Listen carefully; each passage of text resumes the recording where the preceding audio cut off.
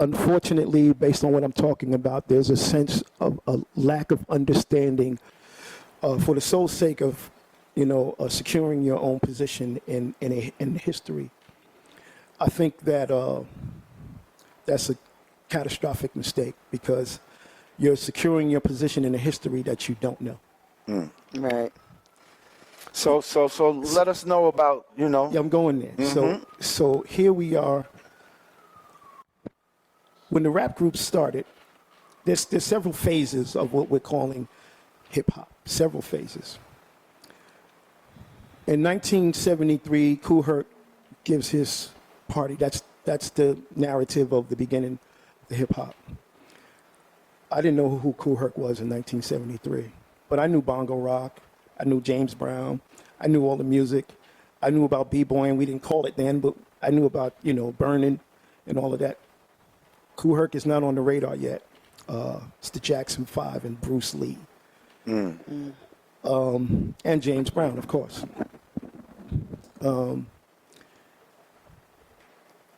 74, 75 comes around. When Kool Herc does his first party, I graduate from elementary school, PS 111. Right, I'm going to the 7th grade. By the time I'm in the halfway through the 7th grade, 8th grade, I start hearing about Kool Herc, and there's DJs in my neighborhood. They're not famous like Kool Herc, but they're playing those records. My mother had those records. We're listening to soul music, and that's everywhere. Dennis Coffey is from Detroit, not from the Bronx. So when we heard Scorpio, we're listening to Scorpio from Detroit.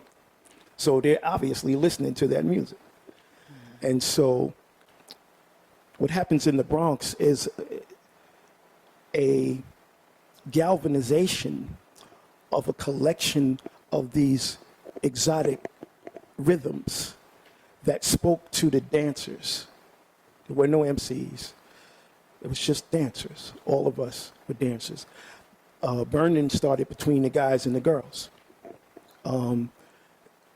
Females started to fall back when it started to get too aggressive, but the females really started burning. The hand was a female thing. And so... Now when you say burning, explain. Burning. When you're dancing against somebody in a circle, you jump down, hit your knees, come up, blah. Right. Okay. Give them the hand, they out of the circle, you go sit down and wait for 3 records later to come. Okay. And so, we formed this thing. It's a natural expression. We tend to think that our expression stamps history when the human expression is timeless. Our expression to speak in poetry form is older than anyone knows. So in our time, it is our connection to the technology of the time that makes it different. It's how we use the technology of our time to express the same expression that's been going on since we've been here. I can now show you the Mills Brothers rhyming just the way we do in 1930. A circle breaks out in 1930 and they start breakdancing. 1930, that's before my mother was born. You see? And so, unfortunately, through organized and systematic racism, we were cut off from our history. So we don't know that these things occurred before us. So we see it as new. And the people that are around us who obviously they didn't know, the elders, and didn't pay attention and didn't think it was important to share this with the next generation. I've seen some people go, man, they used to do that forever. But not in a way where the media would take hold of it and show. Like when Sugar Hill Gang came out, that was an opportunity to say, hey, look at all this footage we have of all of these artists from the 20s and the 30s who did that. We didn't know that. That created a problem because when you don't have nothing to begin with and here you think you have something that's solely yours, you're not going to let it go. You're going to hold on to it. You see what I'm saying? And you're not going to acknowledge that it came before. I'm going to tell you all a quick joke. I showed Mo D gospel choirs from the 1930s.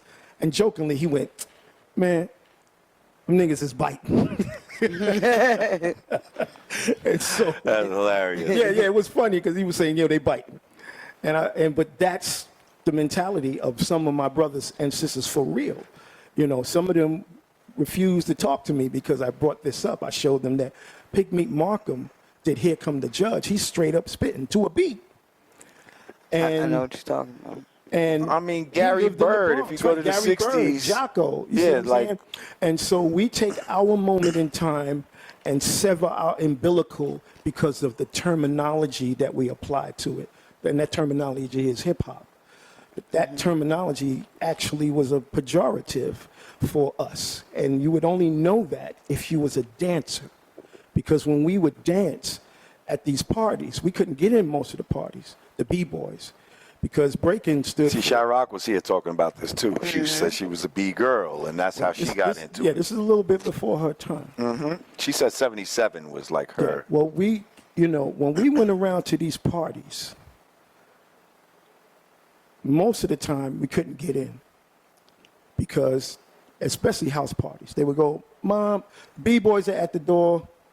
Don't let them in." Two reasons. One, B didn't just stand for being from the Bronx, it stood for breaking, the other breaking. When you walk in the party and the fight breaks out and you destroy somebody's furniture and shit. So that was another reason why we were walking around for a small part, a very small part of the breakdancing thing was based on what I would refer to as I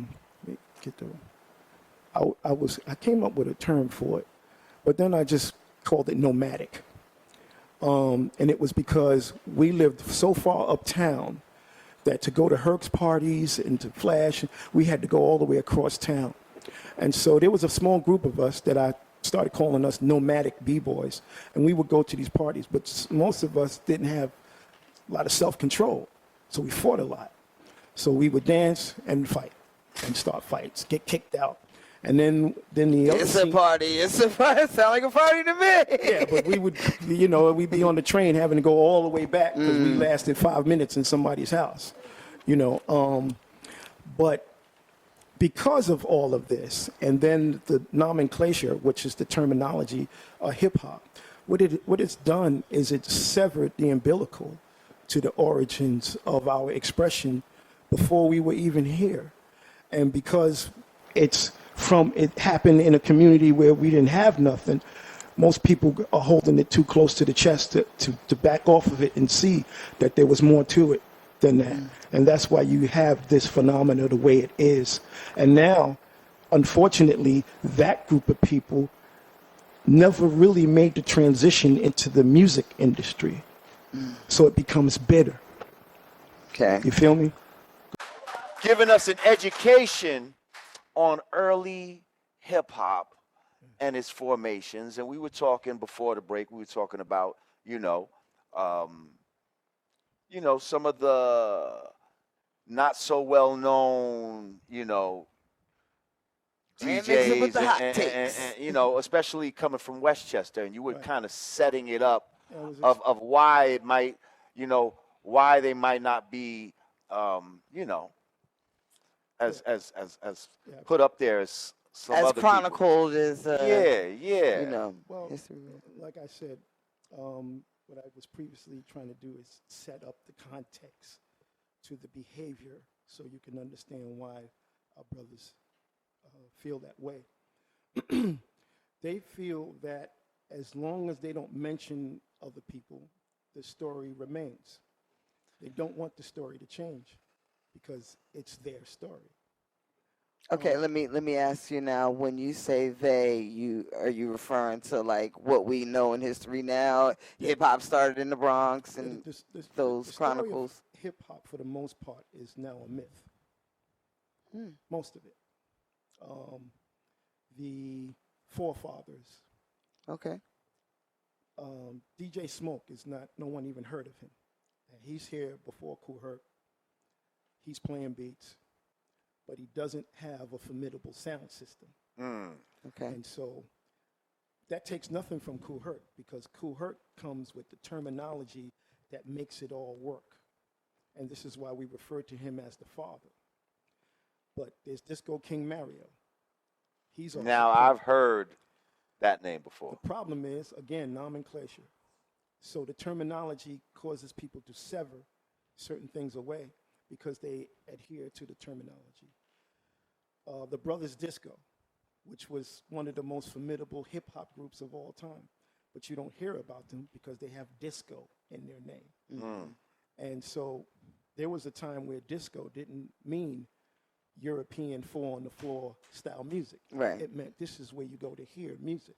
Right. And we are the people who provide music. Our disco crew, a discotheque, an environment where you hear loud music.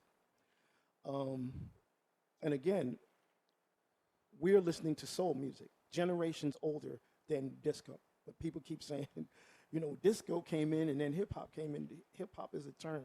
The music is soul music. And it may have had another name before we called it soul music. But it is our ancestral music and our cultural wealth, which becomes an issue that we should acknowledge and definitely pay attention to when it comes to the monetary gains of what we're referring to as the hip-hop culture. So our brothers who, and it's done innocently. Like some of them are doing it purposely just to keep the story the same way it is, especially if their name is in it. They don't want to change that, you know, and so they don't allow other information to come in, and they do it by plausible denial. If you don't ask them, they're not going to volunteer it. Right. You know, when all of these museums are popping up all over the place, it's the same people, the same stories, you know. And so here's a brother named Rob the Gold, who was part of Smokey's crew before everybody, before Flash, before all that. He moves to Mount Vernon. And I end up meeting him. And Smokey was one of my heroes. And he became my hero after he got blown out the gym by Kool Herc. But it's what he did after that is made him a hero to me, because he went to his block. He said, that's the first time I heard somebody use the term "to the break of dawn." He said, I'm going to be at 167th and Grant to the break of dawn. And so, or 69th or 67th and Grant. And we all went there, all of us, nomadic B-boys, went to Grant. And the whole block was abandoned, entire block, from corner to corner. So he was squatting. And the cars were all abandoned. And he put his speakers out the window, and he started playing his beats. And we was sitting on the abandoned cars. Some of us were still breaking on the sidewalk. The buildings were squeaking, you know what I'm saying? Until the sun came up. I was like, wow, that's deep. He actually played till the break of dawn. To the break of dawn, for real, right. for real. That was, and he became a hero of mine from that day. I did not meet Rob that day. I didn't see him that day. And Smokey lost that battle. He got destroyed. I mean, he got blown out the gym. No one could mess with her. And so Rob moves to Mount Vernon, and he's seen me play. I originally went up to Mount Vernon to join the Collins brothers because they were my age. Rob is old. He already had a beard. We were like 15 and 16. This guy had a full beard. I'm not messing with him, you know? And so I got on their set, and I was playing beats, and they said, yo, get off. Like, what are you playing?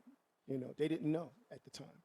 And so they took me off, and he came up to me, and he said, hey, man, they don't play that up here, but I got some of those records you could play with me. And that's how I got into the whole Mount Vernon scene. But believe it or not, Mount Vernon and Westchester had a talent thing going on where it was a lot of talented people there. There's a lot of talented people in Westchester. And by me spending more time up there, I got to see that, man, a lot of these people are really talented up here. And I came from a musical family also. And so, and my aunts and uncles lived in Mount Vernon, but I was isolated when I was with them, and they were musicians. But then I realized there was a lot more talented people. And so when I started forming my first group, I actually tried to get Raheem, who from the Furious Five. Yeah, Sean talked. Yeah. Again, Shamrock he talked was about in the Funky Four. I tried to get him before he went to the Funky And then before he went to the Funky Four. Yeah, see, most of the rap groups. People formed- loved Raheem, huh? I'll explain why. He had the bars. Most of the groups formed from what schools you went to. So I went to Truman, and Shaheem and Raheem went to Truman. And I noticed they started rhyming. They wasn't into it yet. But then when I started seeing them in the ciphers doing their little storybook rhymes and Rudy Ray Moore stuff, because nobody was really rhyming on beat at the time. It was more toasting, Signify Monkey, Last Poets. Only the so-called disco scene was rhythmically rhyming, and they don't want to give them credit for that. Hollywood was doing that. The hip-hop scene was not doing that. I repeat, the hip-hop scene was not rhyming on beat.